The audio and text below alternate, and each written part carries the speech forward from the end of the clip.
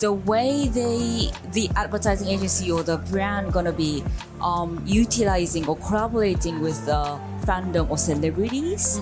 So it used to be utilizing more about the fame. So because the celebrities are famous, it was a sources to get the attention or awareness. Obsessive, ngobrol seru, skills for first jobbers. Hi media friends, good news for you. This month, we're going to broadcast the special collaboration podcast episodes of Medio by KG Media and Asia Pacific Media Forum 2022, which were just held at Bali Nusa Dua Convention Center on October the 20th till the 21st. With the theme APMF Metamorphosis Thoughts, we will listen to the experiences and insights of APMF speakers from various industries to inspire you to live beyond, make changes, take action, and unlock possibilities. So, make sure to follow the Obsessive Podcast, turn on your notifications, and don't forget to rate us on Spotify. In this episode, Suliana Andiko, Head of Product Media Podcast Network by KG Media, will have a chat with Tomoka Takada, a smart and fun-loving Asian regional strategist passionately believing in the power of strategy in marketing communication. She also a researcher for Hakuhodo Life and Living Asian. As a panel speaker on Hill Asian Forum 2022, she talked a lot about marketing implications on how tribes of fans, especially K-pop fandom, will be the next power in Asian society. In the special collaboration of Medio and APMF, she defines more about K-pop fandom and its influence and impact on brand marketing. Without any further ado, let's check it out! Hi, Mocha. How are you? Good. I had just a good lunch here in Bali. I had that crispy chicken. I heard that is like one of the famous food here in Bali. So I'm full and happy. Okay. So did you just arrive yesterday or? I arrived yesterday. Yes. Okay. Yes. So are you going to enjoy Bali after the event? Yes, I am. Definitely, right? Yes, but I'm still preparing for the tomorrow session. I'm a bit nervous, but after that, I'm gonna be like having fun. Party harder. Work hard, play harder. Okay. Tomoka, so thank you once again to come to Medio Podcast as one of our speakers. We're going to talk about fandom and brand and stuff like that. Yes. So first question from me, how does K-pop and fandom influence the agency and also the brand in developing their marketing strategies? Yes, interesting question. Yeah. So we have had extensive researches on the fandom and the relationship with the people here in ASEAN. So the question was the influence of the fandom onto the branding or marketing strategies and stuff. So I think one of the changes is that the way the advertising agency or the brand gonna be utilizing or collaborating with the fandom or celebrities. So it used to be utilizing more about the fame. So because the celebrities are famous, it was a sources to get the attention or awareness. But now, so fandom is strongly engaging with the specific artists, so that those they love. So it is quite, if you utilize those fandom community, it is more easier to engage and easier to, how may I say, get the support from those crowd masses of the fans. Thus, the utilization of the celebrities are changing as more about the method to understanding the brand, understanding the benefits, and those kinds of way. So not only the awareness, more about the understanding the brand or understanding the function, that kind of way. I think brand is collaborating with the fandom and community by getting those celebrities as the presenter and maybe doing some like community event with the fans or maybe appearing in their artist SNS and communicate through their messages in it. So I think that's how it goes. That's interesting. So it's getting a little bit more deeper than more deeper. Yeah, that's gonna be the way simplest way to explain. Yeah. Okay, because like fandom and their artists is like emotional capital. Right? Yes. Like so they create loyalty, and so like brand needs to understand that first. Yes. Okay.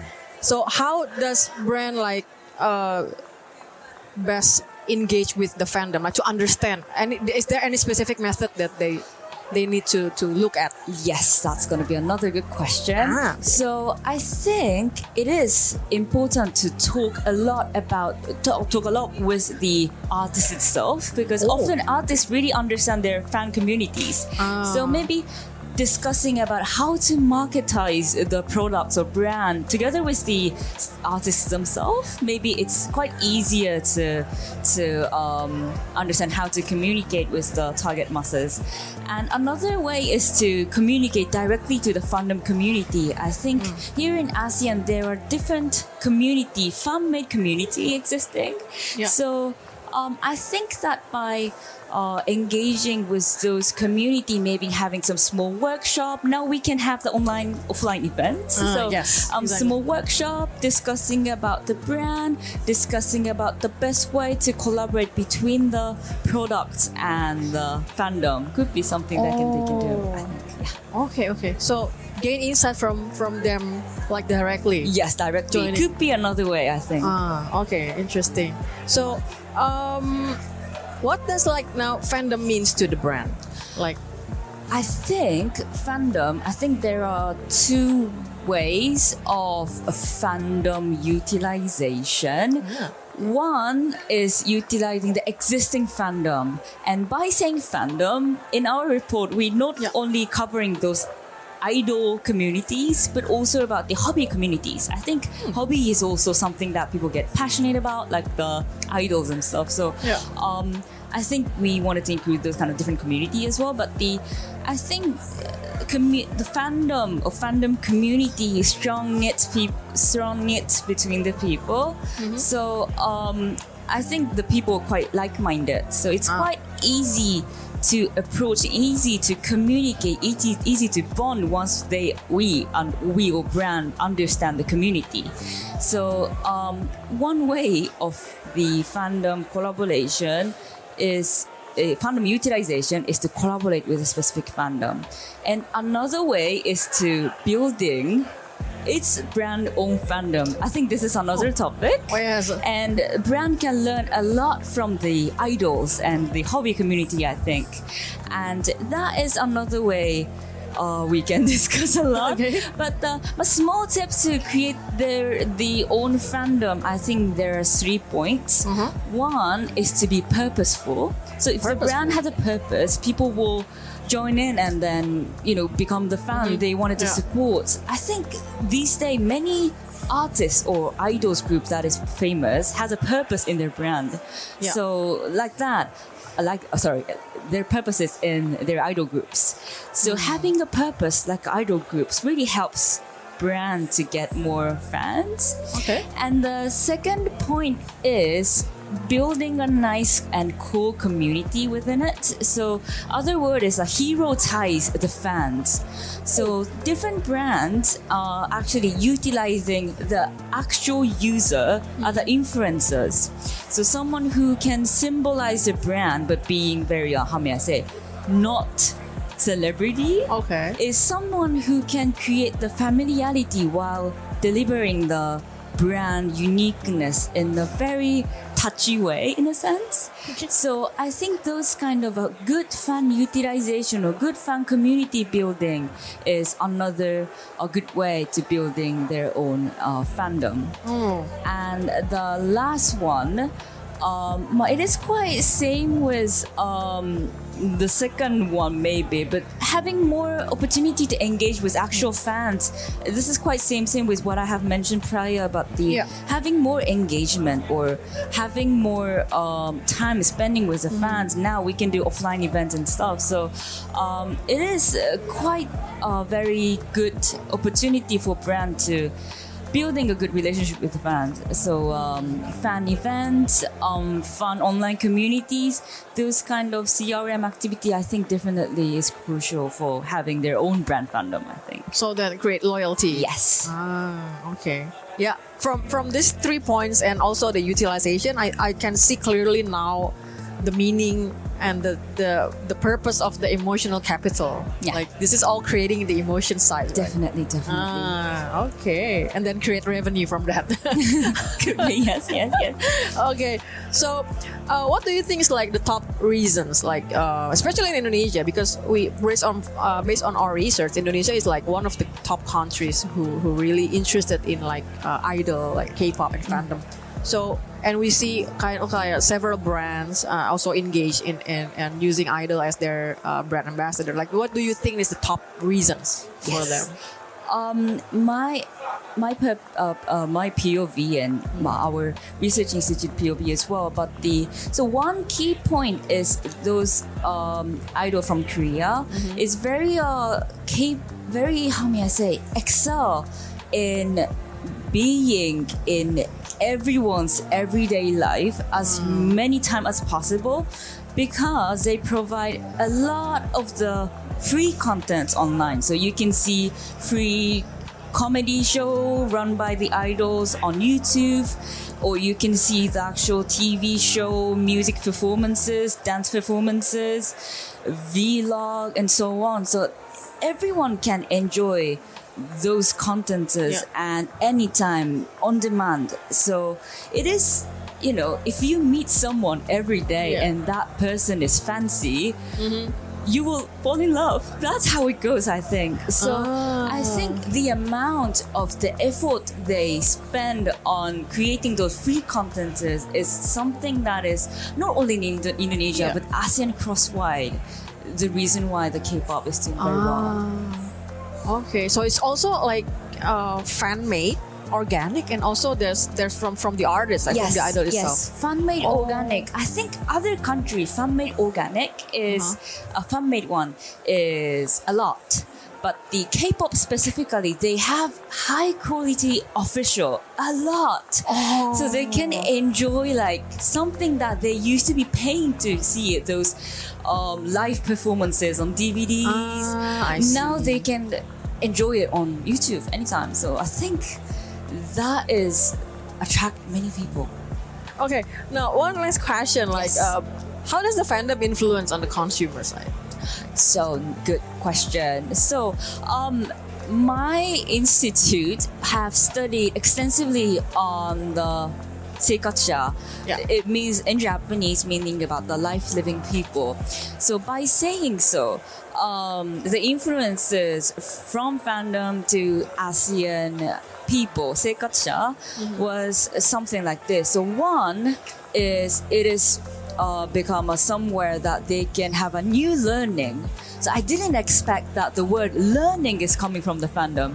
So they learn, they were inspired. So they have some new learning. Let's say if you're getting into the K-pop fandom, you may learn about the Korean languages, or in back, if you learn about the other culture, then you may get interested in your own culture back. So okay, then what is Indonesian culture, or what is the beauty of Bahasa, let's say. So that kind of a learning was something, one of the finding that the consumer got influence from the fandom. And another one is the new relationship. By saying new relationship is meeting a new people. So maybe before the fandom or all those online community era, your community is maybe family, friends from the high school, office people. So it's someone who is quite, how may I say, close to you. But because of the fandom, you can meet totally new people, someone who is living far away, or maybe someone who is living the different countries. So that kind of a differences, it really makes impact and it widens your world. So those kind of a new human relationship or new human encounter really expands someone's life. So that is something they have experiences or influence from the fandom. So I think those are the two big things. I think fandom having influence in the, especially in ASEAN people. So it is somewhere that, so fandom is not about the enjoying, but more, I don't say more about the enjoying plus expanding their world, expanding their sphere. So those new experiences are something I feel fandom is providing, or fandom is allowing people to have. Does it mean also it gave them somehow sense of belonging? Sense of belonging as well, yes. So many people engage in the fan community events, and sometimes even they haven't learned about how to make a video or poster. For the sake of the community, or for the sake of the artist or something they're passionate about, they try to learn and they actually challenge it. And some person may even make it their own businesses. So it's quite a life-changing experiences that they have in the fandom activity. So it's not just having fun, it's just something that changes their life. So. Okay, that's really interesting. Any last messages to marketers or brand, or maybe like Gen Z market, like you want to say? I see. So me coming from the Institute on Life and Living here in ASEAN, so I see people's insight, lifestyle are drastically changing. And we needed to deep dive in, not only seeing the surface trend, but the human insights, wills and wishes very, very deeply. And so to do so, I hope we can help. But you can start from something, like you can just check scrolling the Instagram account that you haven't seen it before, or maybe go to the town that you have never been to but look quite well and stuff. So new discovery, or your what is this kind of feeling really matters to understand the consumer or seikatsuja. So enjoy the drastic shift of seikatsuja, and let's build a great future together. Okay, thank you very much, Tomoka, for your presence and for your insights. So good luck for your next endeavor. Enjoy Bali and the APMF conference 2022. Okay, Thank you. Wow, that was a very interesting insight and story from Mocha. So guys, that's what K-pop fandom taught us about how powerful they are on brand marketing process. Anyway, we'll still have more special episodes of Obsessive Podcast with APMF. You can check it out on Spotify for Obsessive Podcast and Medio by KG Media YouTube channel. Stay tuned for more podcast episodes by following us on our social media at Medio by KG Media, or you can hit the button link in the description below. See ya on the next episode. Bye-bye. Thank you for listening to Obsessive Podcast. See you later.